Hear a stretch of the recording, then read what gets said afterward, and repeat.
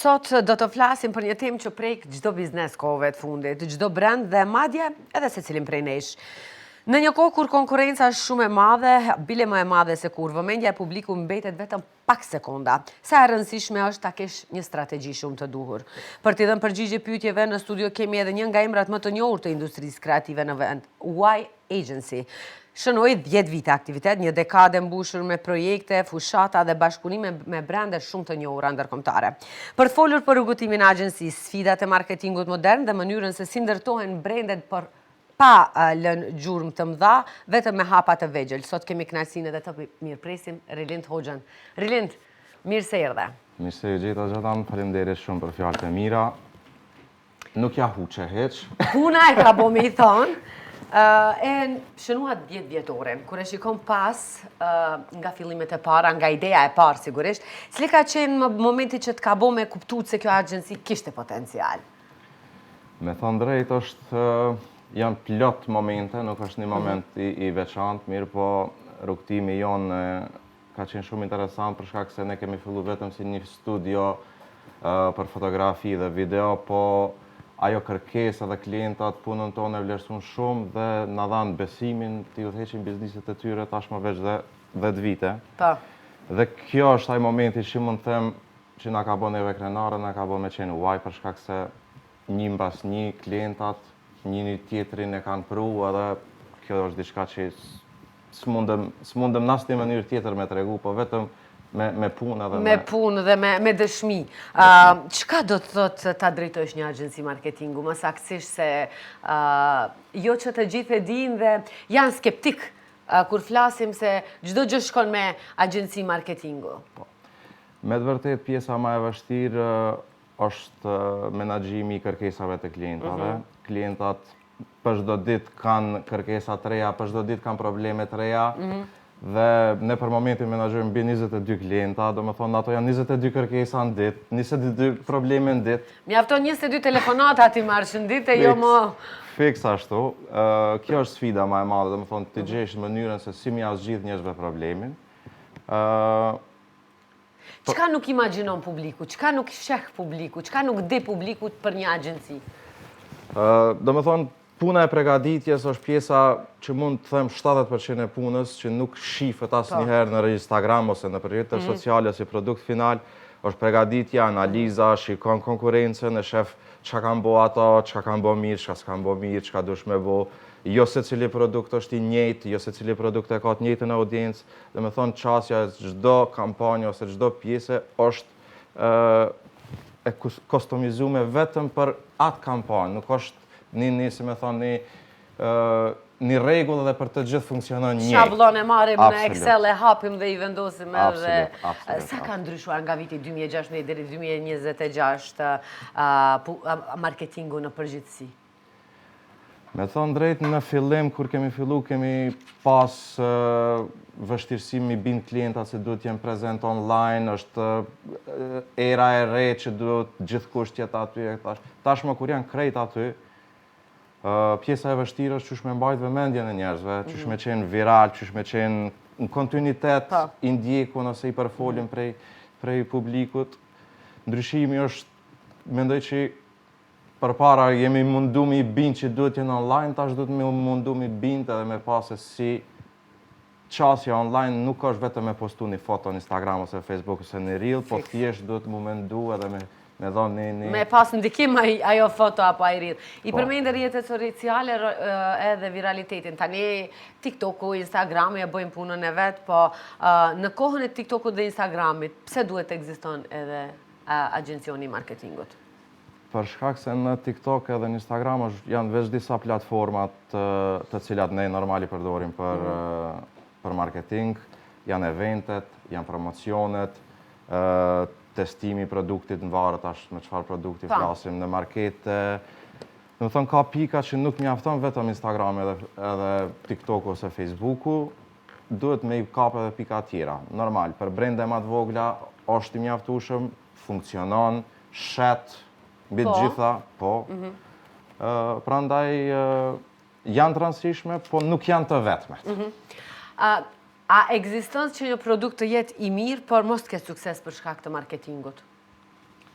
A mund të, nëse marketingu është i keq, e flasim?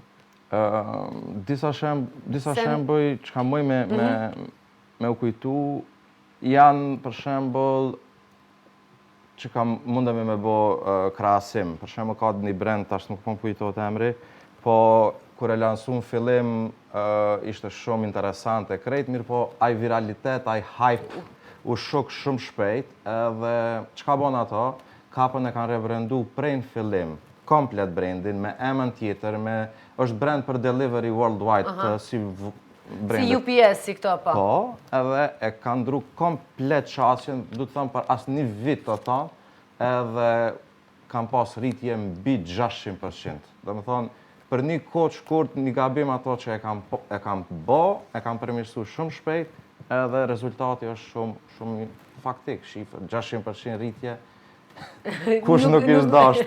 A është kjo gabimi, një ndër gabimet më të mëdha që të bizneseve që mendojnë se agjencioni marketingut e bën vetëm një postim në rrjete sociale, asgjë tjetër, që nuk e beson realisht atë strategjinë, atë mendimin, atë analizën tuaj që e theqën fillim, ju nevojitet kohë për të analizu produktin, brandin, e t'ja gjeni vendin e duhur, mënyrën e duhur, edhe promovimin e duhur. Shiko, është të ne pak skeptike sfera e biznesit për shkak se janë mundu vetë, i kanë bo gjanat vetë ta njëtën, i kanë bo me forcë shumica prej njerëzve që i di, edhe ajo i bën që mu nuk më duhet marketingu, ne kam ri këtu vetë, çka me bo marketing? Mirë po, nuk them që marketingu është gjithçka, po një pjesë shumë e madhe e punës duhet t'i besohet marketingut, për shkak se marketingu mundet me të dhanë një shtytje, një inspirim me hynë tregje të reja. Ti dej sot ke qenë Maqedoni, po me një Instagram, me një video, me një postim që mundesh me mri gjithku në botë, është shumë e lehtë depërtosh edhe në vende tjera. Ne kemi klient që prej në Maqedoni eksporton në 17 shtete. Ne komunikimin nuk e bëjmë për Maqedoni, ne komunikimin e bëjmë për krejt bote. Kështu që marketingu të bën pa limite. Ajo është forca. Ti hap kufit. Ajo është forca. Rilind, a ma bën dallimin mes marketingut edhe reklamës?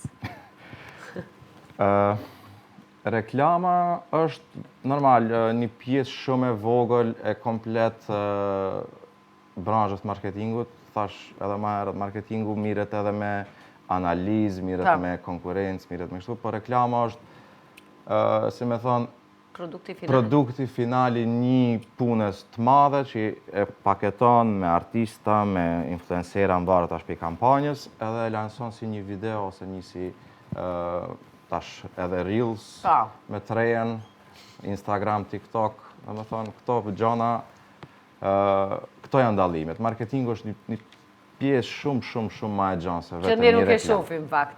A ndodh ndonjëherë që klienti vjen me një ide që është shumë e pakapshme dhe ju tentoni ta bindni që ajo nuk realizohet. Dhe nëse po, më thoni se si e bindni që t'jetë më e mira për të? Po e zgjanoj pak këtë përgjigje dhe po du më këthy pak edhe në fillimet e tona CY. Në fillimet normalisht e pak ma e vështirë me i binë klientat edhe me ju thonë që kjo është mënyra e duhur dhe shpesh herë bile më kanë ndodhur se unë kam pas 26 vjetë kur kam fillu agjensin dhe kemi pas shumë pyetje për klientave ku është gazda. Se nuk ja ka marrë menja që Evo kam thënë gazda në Zvicër. Bas disa viteve ne kemi të regu që realisht unë jam pronari dhe unë e udhëheq agjensin edhe të janë do anekdota shumë interesante për këtë 10 vjetorin. Po mirë po ato klienta sot, me thënë drejt, asë nuk na pysin çka duhet me bo e si duhet me bo. Thjesht e kanë lanë biznisin si me thënë autopilot me trejen edhe ne udhëheqim këtë sektorin e marketingut. Mund të them që kemi mbi 3-4 klienta që i kemi që shtam prej fillimit të agjencionit. Për 10 vite janë me ju? Gati se 10 vite. Ka raste kur refuzoni klient? Po, pa tjetër që po. Nuk përshtatet energjia, nuk përshtatet koha, buxheti, Po. varet. Po si përshtat një strategji që një biznes i vogël, të një biznesi të vogël edhe të një kompanie të madhe, sepse ju bashkëpunoni sigurisht edhe me branxhe të ndryshme, jo vetëm të një... E mira e kësaj pune është që bizneset e vogla duhet me i optimizu harxhimet në mënyrë që, se me thonë, çdo pikë që bëhet duhet të ketë një farë suksesit matshëm edhe me di që çfarë po bëjmë. Pa. Po, të bizniset e mëdhaja kemi kana tjetër anën materiale ku janë ma të fuqishëm dhe munden me mbulu ma tepër kanale, edhe nuk do me thonë që biznisi i vogël du të më frigu prej një kanalit ose dy kanalit. Zakonisht propozimi jonë është që ato maksimum du të me fillu me një kanal, ose Facebook, Instagram, ose Instagram, TikTok, ose nuk e di tash portale kombinume me njënën prej rrjeteve sociale. Ndërsa të bizniset e mëdhaja E dini më veç se... japim ma tepër qasje të shumica e platformave, televizione, video, reklama, influencera, evente, dhe ato normal, tu është dallimi. Po, për të fillu, gjithkush mundet me fillu vetëm me një Instagram edhe një Facebook. Sa kohë zgjat një fushat? Sa kohë merë organizimi, krijimi, në fakt, i një fushate? Po kapi një rast konkret dhe po flasë edhe për... Po e lidhi pak me çmimin që e morën tash. Po. Ai projekt konkretisht ka zgjat 2 vjet. Ndoshta dikush nuk e beson, po thjesht si një ide edhe një dëshirë, ajo ka qenë dëshira ime, dhe ishte ide me kriju një dhuratë për fëmijë, e cila do të lidhet me dyqanin që kemi një biznesi familjar. Të jipet një dhuratë e cila do të ketë ma shumë, do të jetë ma shumë se vetëm një dhuratë, do të jetë një moment që fëmijët do të ma mbajnë mend, do ta kenë një përkujtim të përjetshëm, përveç stolis arit. Dhe ato ide normal, ide mbi ide, shef diçka, analizon, e shef çka mundet, çka s'mundet, provon me një vend, nuk del, do më thonë, kjo është ajo e vështirë. Ka dhe raste kur dështon, po nuk dorëzohen, e? Po. Po ka kampanja që zgjatin edhe 2 ditë. Do më thonë, ka dhe 2 vjetë, ka dhe 2 ditë. Prandaj edhe thash, nuk ka formullë. Është e mira që edhe klientët ju besojnë se ja, për pas 2 viteve morët edhe çmimin. Na fol pak për çmimin. Ishte një çmim goxha i madh. Çmimi është diçka që normal na bën të lumtur edhe na jep vullnet, po çka është më me rëndësi është që prej një shteti të vogël edhe një vendi kaq të vogël, ne kemi mbri me konkuru me agjensi dhe me brende tjera në nivel global. Edhe vendi i tretë nuk është keq. Me rëndësi është që njifeni më sot edhe në Itali, emri juaj u përmenda në mban, emri juaj u shkrua edhe në portalet ndërkombëtare. Ndonjëherë lloji marketingut është edhe vetëm emri të lexohet. Mjafton se pas një periudhe dikujt t'i kujtohet vetëm pak se ishte edhe një agjensi. Kështu që vendi i tretë në këtë rast ishte edhe Anglia në botëror, kështu që një ndër skuadrat më të mira, kështu që ne jemi krenar që Maqedonia arriti një agjencion nga Maqedonia të arrin gjithat sukses. Nuk ishte asë një agjencion, asë prej Maqedonisë, asë prej shteteve të afërma, ma i afërt ishte Greqia, kishte prej Dubai, Hong Kongu, Kine, Amerike, dhe më thonë prej 112 shteteve të botës kishte konkurus. Edhe kjo nga bën me një fjalë, me nashtime, një thes me krejt botën, edhe kjo është diçka që... A mendon se tani edhe ky çmim do ju jep edhe më shumë hapësirë dhe më shumë besueshmëri klientëve? Padyshim që po. Do të luan rol pak në... Padyshim që po. Ne, po e thom edhe një send interesant që ndoshta askush nuk e din, ne të njëjtin çmim e kemi marrë edhe vjet. Për një dizajn tjetër, në të njëjtin festival, po vjet nuk kemi shkuar. Thjesht na kanë çuar çmimin... Po pse? Punë, obligime, verat e ne është shumë e ngjeshur, edhe njëkohësisht kisha edhe disa obligime tjera, edhe lash. Tash në rregull është, faleminderit, çmimin e morëm, Mirë po kur e merr çmimin vetëm si një letër ose një plaket, nuk është e njëjta ndjesia. nuk është ndjesia e njëjtë. Kur hypa vetën në skena ditë, edhe kur e pash ku jam, çfarë njerëz kam përreth, çfarë me kanë jemi të njëjtin rang, atëherë edhe mu vetë më hypi normal një vetë besim, po normal edhe te klientat besoj që dëshmohet e din vetë se mo atë. Edhe një pyetje rreth çmimit. A do jetë ky çmim tani, kjo prezenca yte, ky emocion që mes 112 shteteve ku përmende edhe shtetet që janë më me influencë në botë keni qenë konkurrent, dhe ky çmim a do të luan rol që tani edhe më shumë të jeni të punoni që thjesht të arrini pse jo dyshin njëshin? Patjetër që po. Tash me vetë fakti që jemi në pragën e 10 vjetorit të agjencionit, jemi të punu masivisht me një strategji për ne personalisht, një ribrendim të ri, një event ku do të festojmë normal 10 vjetorin. Do të ketë disa inovacione tjera që kanë lidhje me agjencionin tonë, po punoj bajegi shumë në mënyrën e automatizimit proceseve, gjana që janë tash të mundësume prej AI me ndihmu në pjesën tonë, mirë po asnjëherë mos zavendësu njeriu si personi final në atë pikë. Po, për shkak se mundesh me ja besu, mirë po përvoja e bën të vetën edhe përvoja e bën atë kërkesën që ti miresh me AI me qenë ma e mire kështu me radhë. Normal. Pak t'i kthehemi TikToku dhe Reelsave për mënyrën e marketingut. A e kanë ndryshuar Reelsat dhe TikToku? Se tani TikToku është bë më duket, nëse kërkojmë diçka drejtë në TikTok futemi dhe e gjejmë produktin për të cilin. Pa dyshim që po, janë, mund të them, prej pjesës të rrjeteve sociale, fokusi më i madh që mundet me u dhanë edhe në buxheti mu aloku në Reels edhe TikTok, ne gjithmonë jemi për atë. Për shkak se 70% e komplet kontentit që është në për Instagram performan ma mirë kur është Reel, do më thonë, nëse bën dallimin mes Reelsit edhe një postit, Reelsi performon zakonisht 5 herë ma mirë. Du të flasë pa boost, pa sponsorizime. Gjithçka bio. Gjithçka organik.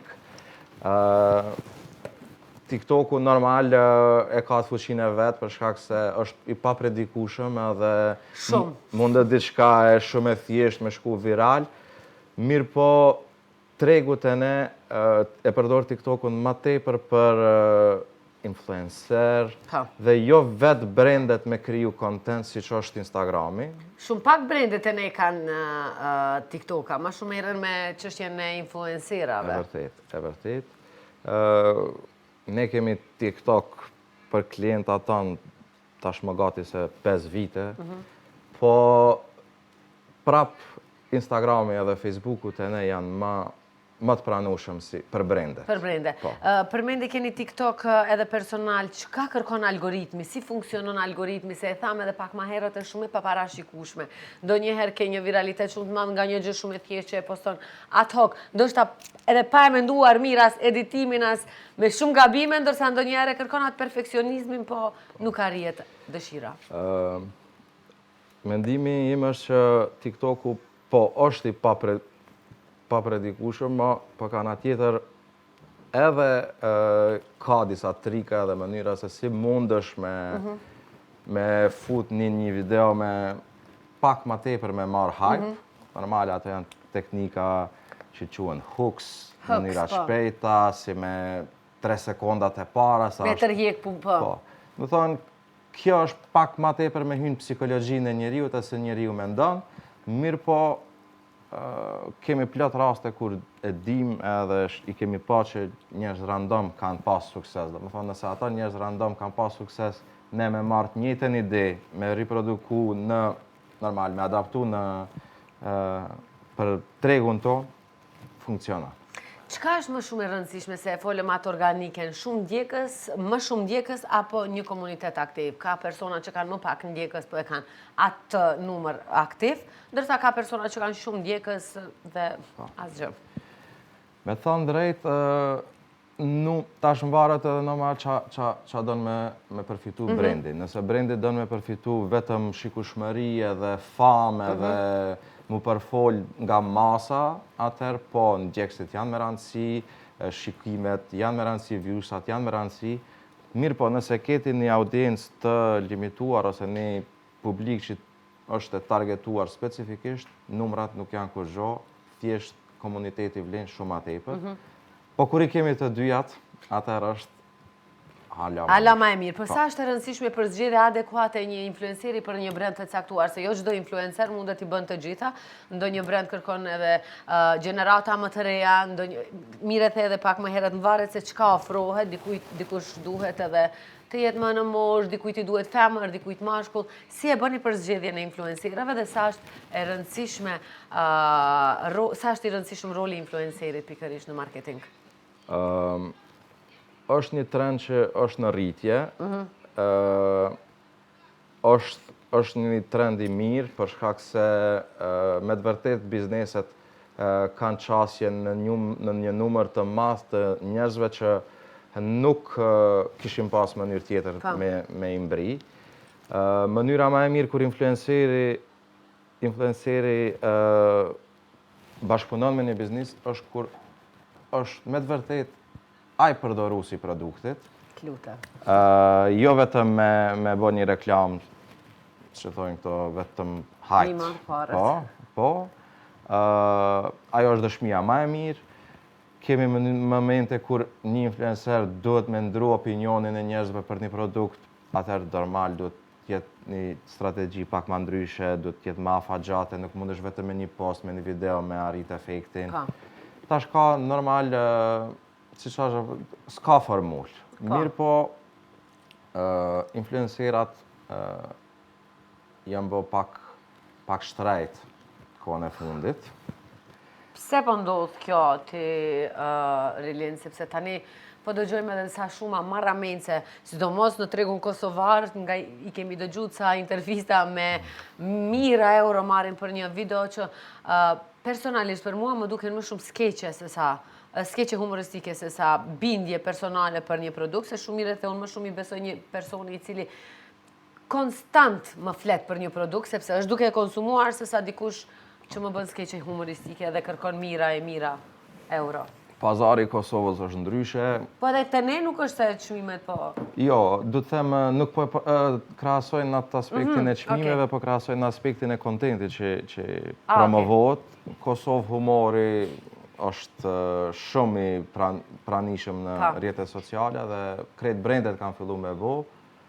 Unë nuk mendoj që duhet të jetë ashtu.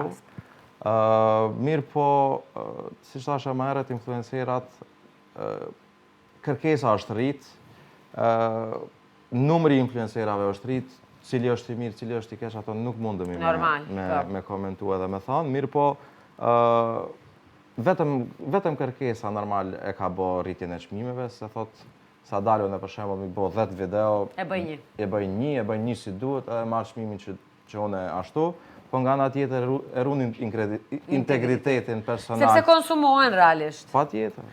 Cili është gabimi më i shpesh që e bëjnë influencerat në bashkëpunim me brendet?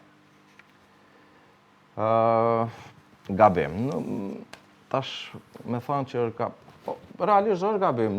Zakonisht nuk i përputhen kontratave, nuk i përshtaten orareve, i dërgojnë materialet me vonesë, diçka që ka dashur postohet hanën, nuk postohet hanën, postohet martën. Ndërsa ju e shihni gjithçka me timing, me kohën, kur se luan edhe rol patjetër shumë edhe koha kur postohet. Jo vetëm koha, po ne kemi shumë zakonisht aktivitete që janë ndërlidhur. Për shembull, një postim që bëhet hanën, ndoshta është për një aktivitet që të bëhet premten. Nëse bëhet postimi të mërkurën, a eventi është premten ose aktiviteti është premten, nuk e kap momentumin edhe duhet normal me përdor tash ekstra aktivitete tjera për me arrit numrat ose ato që i kemi premtu klientit që do të ndodh.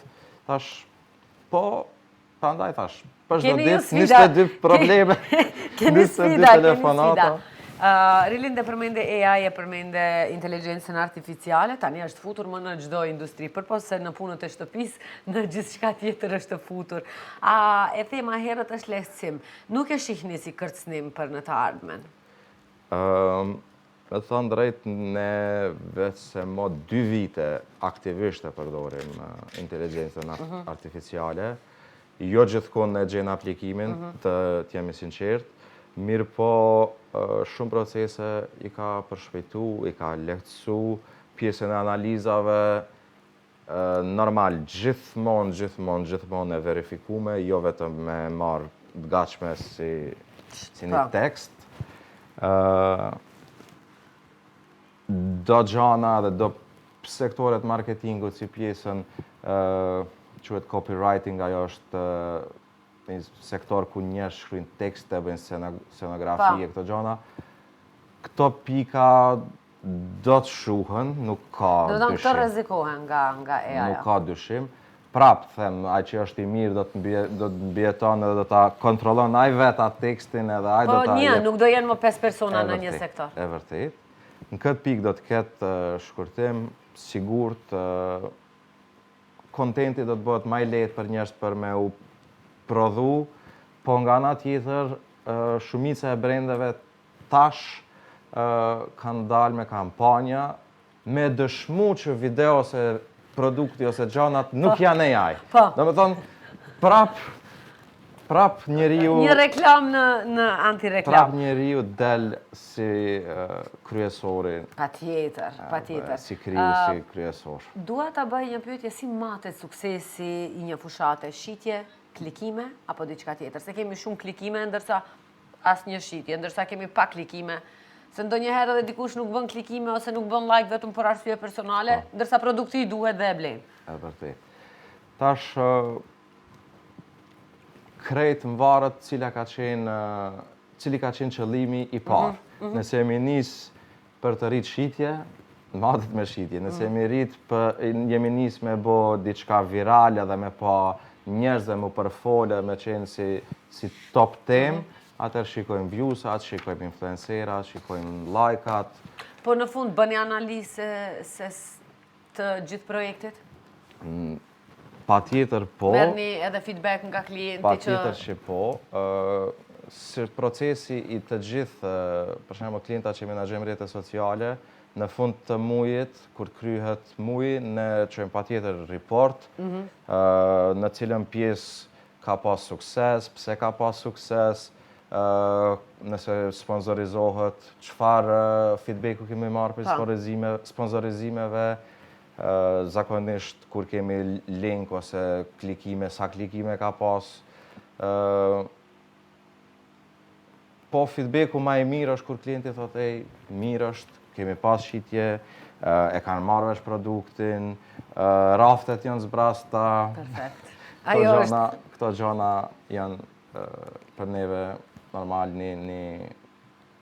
një plus i madh dhe normal një shtytje që edhe më tepër të vazhdoni të punoni. A mund ta shpëtoj UI Agency një produkt të dobët?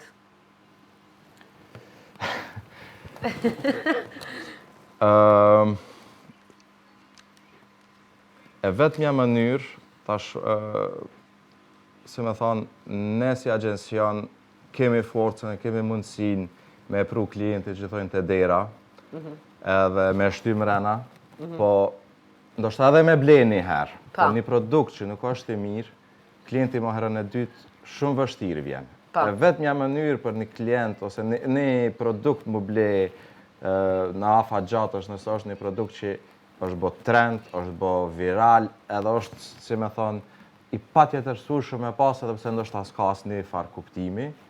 Një fakt, një këta labubu. Ose squishy, se isha të thamë këtë squishy të fëmijëve se më kanë detyruar nga Amerika tua. Derisa s'kishte këtu, squishy u bën aq virale sa që...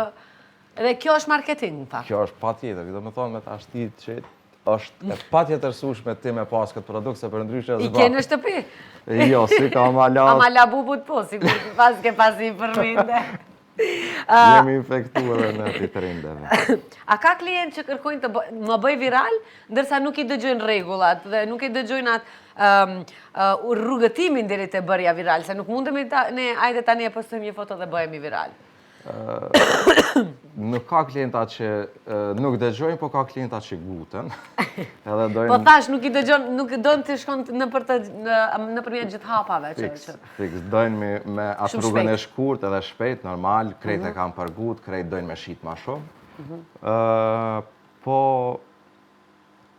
gjithmonë kemi ne ato trikat tona, por duhet normal, ma shumë punë, ma shumë kanale, aktivitete të ndryshme, jo vetëm me Instagram edhe me video, pastaj PR, komunikim me influencerat ndryshëm, pastaj supportin mes tyne, është një... A që është një... Nuk pe tregoj magjin. Nuk pe tregoj magjin. Dua të pyes, a ka pas ndonjë fushat shumë të shtrenjtë, po që nuk ka qenë, nuk ka dhënë rezultat? Ka ndodhur? Tash, shtu me të parën me më kujtu... Nëse nuk të kujtojt, jo, do me dhanë, se po të kishte pas? Jo, nuk kemi diçka që muj me thanë që ka dështu, ose që nuk ka performu si duhet. Me të vërtet, edhe pse shumë duket diçka si fan edhe interesant për me punu, është me të vërtet vështirë, për shkak se jam vetë involvu në procese dhe nuk lam asgjë me kalu pa u shqyrtu disa herë. Maksimum që ka mujt me ndodhë është mas me qenë modeli adekuat ose me në ndru në moment fundit prej agjencioneve për modelizëm ose fotografis se ka pas ditën, atin këto gjana ndodhin. Kam ato janë gjana teknike të cilat ndodhin, po, në rregull. Dhe jemi mundu mi shpët... është fut rilindi në botën e fotografit aty dhe e ka bo punën. Ka e ketë një gjej sigurisht zgjidhjen. A është e vërtet që sot njerëzit e blenë historinë e një brendi më shumë se sa vetë produktin? Për shembull, nëse një produkt del nga një brend me emër, më shumë i besojnë produktit edhe nëse nuk... Po, është fakt dhe prandaj gjithë shka që ne bëjmë për klientat, përveç shqitjes, gjithmonë ju japim një fokus një pjesës ku ato duhet me punu për me ngrit brendin e vetë, që tjetë aj brand normal në të ardhmen i pari që klienti i shkon nërmen, kur vjen puna me zgjith lojnë e produkti që ata e shesin. Kemi miliona raste ku e dim që një produkt ndoshta edhe nuk e ka vlerën sa që duhet, po brendi e ka caktu ashtu edhe njerëz i thejnë kamp me shku mi ble. Ndërsa ka zavendësime mira, po që ja. Si e mendon se cili do t'jetë trendi më i madh në marketing gjatë viteve të ardhshme? Sepse ju sigurisht bëni analiza dhe... Pa dyshim që do t'ketë bëj diçka me AI, po tash a do t'jetë përdorimi i AI, a është përdorimi i metodave të ndryshme me dëshmu që diçka nuk është AI, ato ngelet me pa. Po trend është patjetër automatizimi i shumicës të punëve dhe si e thashe më herët eliminimi i disa kuadrave që nuk janë atë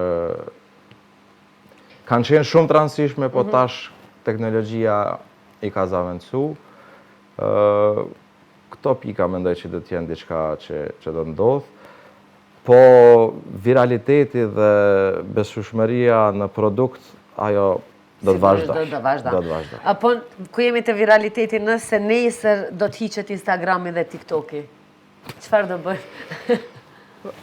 Shife, marketing ka pas gjithmonë edhe para Instagramit e para TikTokut, edhe mund të them që ka qenë aj marketing që e ka bëhet një produkt tjetë i besueshëm ose tjetë pjesë e historisë. Forma ma e mirë janë eventet, mbledhimet, PR, do me thonë tekstet, tash nëse shkojmë edhe ma mi eliminu edhe portalet atër gazeta, Po, radio, televizioni normal, ku njerëz padyshim nëse s'ka në rrjete sociale kanë me pas një Do farë. i kthehemi viteve të 90-ta. Po, edhe normal kthehen edhe kanalet e komunikimit. Po, është ma qashme çdo produkt, çdo reklam me rrjetet sociale. Unë besoj se nëse hiqen këto do del një Instagram tjetër, një TikTok tjetër, vetëm se platforma do shkojnë të shtohen e jo të zvoglohen, sidomos në këtë kohë. Dhe për në fund, ku e shohim Y Agency pas 10 viteve tjera? Se 10 kaluan, ha? Tani 10 ardhshme. Shpejt. E keni rritë si një fëmijë, Rilin? Besom që kur më kthehem edhe kur i mendoj sa net pa gjumë, sa net afate me mbri, se ajo është diçka që e kemi si identitet që nuk dështojmë me mbri afatit të klienti e gjanat, ato i kemi si pika kryesore. Në më thonë vetëm që mundem me thonë është përdorimi i teknologjive të reja, avancimin në teknologji të reja, resurset të reja, zhërimi në vende tjera. Kemi disa pika ku jemi të punu intensivisht në klientat të jashtëm që nuk janë prej Maqedonisë. Kemi klienta në Suedi, kemi klienta në Shqipëri, Kosovë. Ideja ka ekzistu edhe prej mamoti, po ndoshta edhe një agjensi, mini Y në njënën prej shteteve fqinj. Edhe shumë çmime tjera. Çmimet vinë vetë, ne nuk punojmë për çmime, po është mirë mi pas ato. Na shtyn me punu ma shumë, nëse kur gjë tjetër. Rilin, faleminderit shumë, unë ju uroj edhe jo 10 vite, po edhe më shumë, sepse kur një biznes e ngrej që nga fillimi dhe sigurisht në fillimet e para, kur nuk e ke atë besueshmërinë e tjerëve, duhet fillimisht i bindesh për atë idenë tënde dhe tani është një brand Y Agency dhe është një gjë që të gjithë më e dinë. Sigurisht besimi në vete, egoja është më e përmbushur, vetbesimi të rritet dhe asnjëherë nuk dëshiron që ajo gjë të dështon. Unë të dëshiroj shumë suksese dhe të dëshiroj që këtë fëmijë të arrisish e ta bëjsh një plak me mjekër. Faleminderit shumë, ishte kënaqësi të jem këtu dhe t'i ndaj momentet një pjesë tjetër time e cila quhet Y, dhe besoj që do shifemi dhe të kemi bashkëpunime në të ardhmen. Dhe kemi edhe gjana tjera, suksese tjera për të flatë, për të folë, për të inspiru ndoshta edhe gjeneratet e reja. Unë po du me përbyll këtë emision veç me një gja, që ka 10 vite që ekziston Y dhe gjithmonë kuadri shqiptar ka qenë nevojshëm për agjencionin tonë, po fatkeqësi shumë pak kemi pas njerëz që kanë marrë guximin ose kanë apliku për punë. Mendoj që ne kemi kvalitete dhe që duhet me marrë guximin, me ardhë me provu. Kjo pëlqeu shumë se është hera parë që dikush në emision tonin thret shqiptar dhe jep mundësi për të punësuar, kështu që sigurisht në faqet në Instagram dhe në të gjitha rrjetet sociale, kontaktoni të gjithë ju që merreni me ide kreative, ju gjenerata Gen Z sigurisht me shumë i përket kësaj sfere, e keni rilindin nëse jo në faqen e tij personale, në Y Agency e keni mundësinë për të punësuar dhe për të depërtuar edhe në tregjet tjera botërore. Faleminderit edhe një herë, Rilin. Miqtë të dashur, këtu po e përmbyllim edhe emisionin. Sot ishin këto për plot 120 minuta drejt përse drejti nga servisi publik i gjuhës shqipe, ku kaluam shumë shpejt. Në fakt, kishim mysafirin ton special, kishim linkun e drejt për drejt me Abiben dhe situatën momentale të fundit e cila ndodhi edhe me katrahurën në Çajir nga Stuhit, po ashtu kishim edhe kronika të bukura të përgatitura nga gjithë ekipi i Ritmit të ditës. Unë ju dëshiroj një pasdite të këndshme. Juftoj edhe nesër të na ndiqni nga ora 8 deri në ora 10 drejt përse drejt këtu me Ritmin e ditës për ta përmbyllur javën dhe padyshim për t'ju uruar një vikend të bukur. E deri nesër mirëmbëjtje dhe miru takofshim.